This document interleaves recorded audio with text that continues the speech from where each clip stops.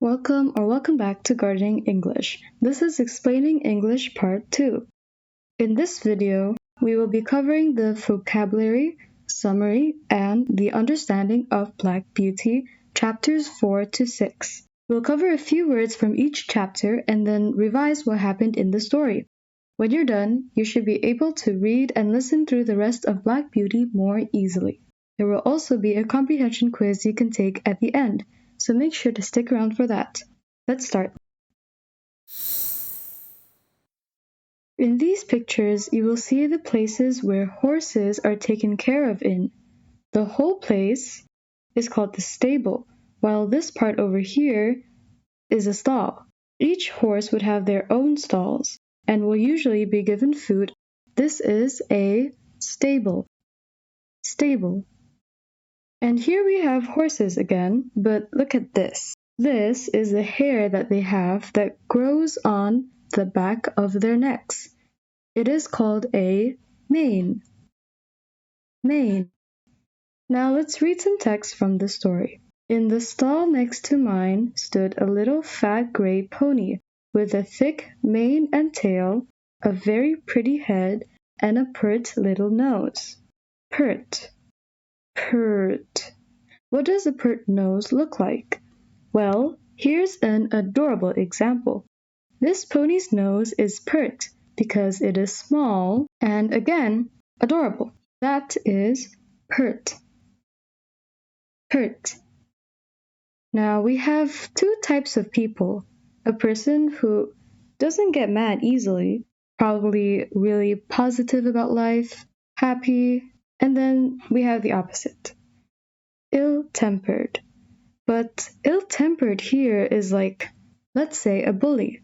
Someone who usually is mean, and this could be because they have problems at home. This was about temper. Temper. The thing about temper, good-tempered and ill-tempered, is that actually they are a little bit different, so let's break it down. Ill-tempered is an adjective, and here it means that Ginger had a bad past, and that's why she became rude to humans and other horses. Ill-tempered. And then good-tempered here is also an adjective, and it means that Black Beauty's mother taught him, Black Beauty, good manners, and now Black Beauty would always be nice and usually would not hurt anyone.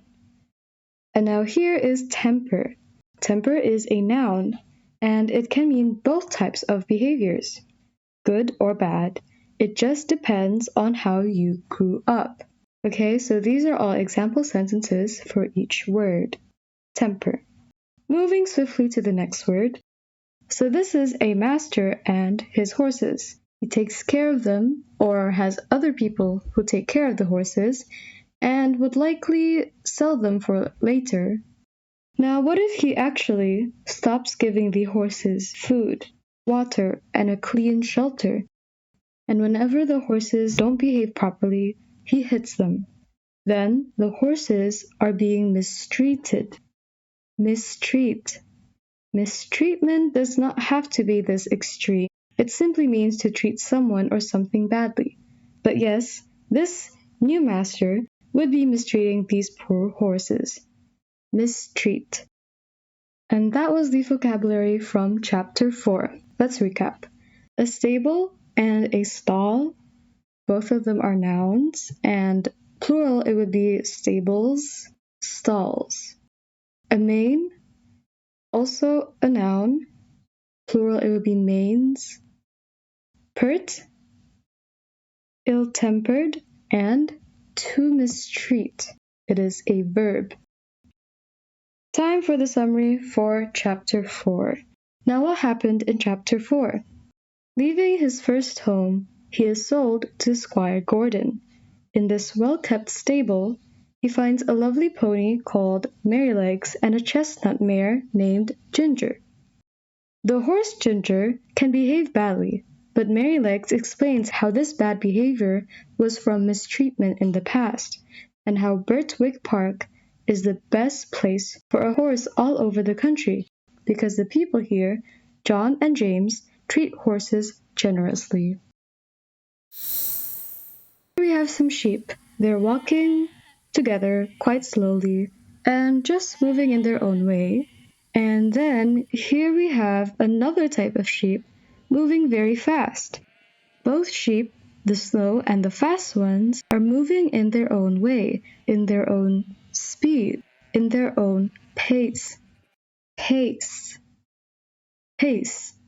Pace means how fast or how slow something is moving. Pace. Before, we have covered how a horse moves when it is galloping and cantering. If you haven't seen the video, then I suggest you click the above link and come back when you're done, because I'll explain with these terms right now. So, when a horse trots, it is moving slower than a canter.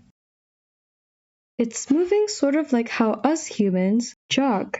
Now, we are not comparing their speeds at all, because when a horse moves, it would be much, much faster than us. My point is that when we jog, we are moving in a way that is not walking and is also not running. Jogging is more in between. Same thing with trots. A horse trots is not like a slow walk nor a fast canter. It is in between. So that is trot. Trot. This is something that people use with horses. You would actually hit a horse with this, usually on its back, to make it run faster. Now, this sounds bad, well, because it is bad. People don't use this anymore except when it comes to certain sports that use horses in them. This is called a whip. Whip. On to our next word. We will actually use the before example. Here is a close-up picture of a sport player hitting a horse to make it run faster. The thing with this, whipping a horse, it is found to, number one, not actually help the sports player, and number two, it hurts the horses. In my humble opinion, this is a good example of ill-using a horse. Ill-use. It also means to treat something or someone badly. Ill-use. And now back to the slow sheep. I feel like these sheep are moving slowly together. One sheep moves forward, and then the sheep behind it would also do the same. They're all moving together in the same way. They are synchronizing. Synchronize. Synchronize.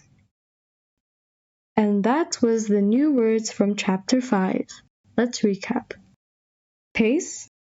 A pace, it is a noun. To trot. A whip. Two whips. To ill-use and to synchronize. Now for the summary of chapter 5. He meets his new groom, John Manley. John and the squire test the horse's riding, and they found him to be fast, incredible, and well-mannered. The squire's wife finally names him Black Beauty. He overheard John and James talking and found out that Rob Roy was actually his brother, and mentions how horses don't know their siblings as they would be sold when they are young.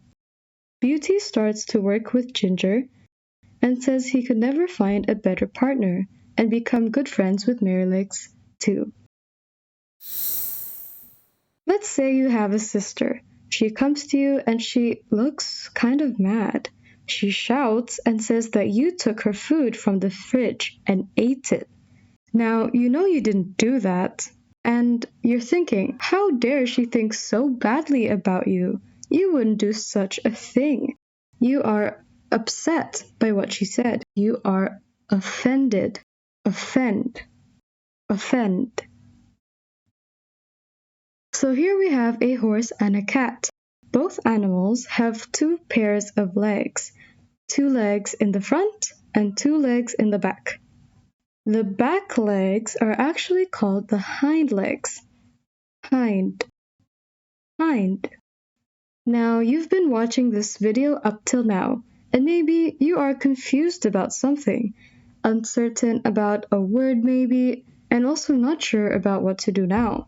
Do you just take the quiz and then find out later?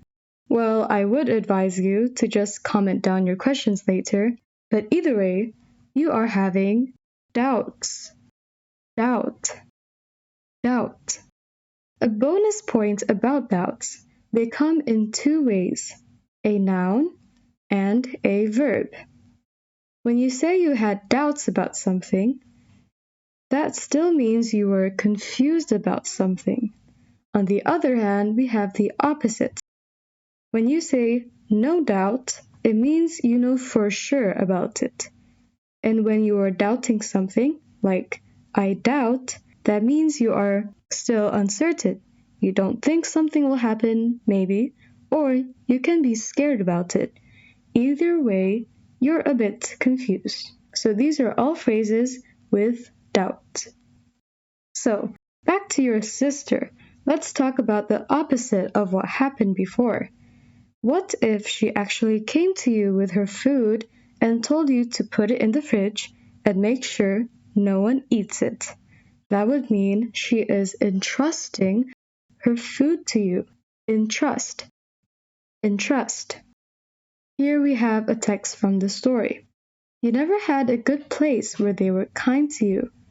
Skip a few words, but I can tell you, good places make good horses. I wouldn't vex our people for anything. I love them, I do, said Merrylegs. Okay, so the people that Merrylegs was talking about was the caretakers, like John, the groom, James, the squire, and the others. So, vex. What does it mean? Vex is like annoy, annoying someone. Here it means that the caretakers were so kind to Merrylegs that she does not want to annoy or bother them. She does not want to cause them any trouble. Vex. And that was all the words from chapter 6. Let's recap. To offend, it's a verb to offend. Hind is an adjective. A doubt or to doubt. To entrust and to vex. Time for the summary for chapter 6. Many of the children, Miss Jessie and Flora's friends, would come and play with Merrylegs, who is excellent in dealing with them in riding. Sometimes the boys can be too harsh, and one day Merrylegs could not tolerate it any more, and slipped them off as a way of teaching them a lesson. Merrylegs does not think they should kick the children and seriously injure them, like Ginger said she would, and instead, Merrylegs feels that he is responsible for the children when they are with him. He loves and respects his caretakers and knows that they trust him. And now we are done. Make sure to comment down below any questions you might have, and I'll try my best to help. While you're there, click the like button and subscribe if you want more explanation videos like these. You can go watch the previous video with the story, and then you can take the vocabulary and comprehension quiz, the link in the description. And as always, thank you for watching.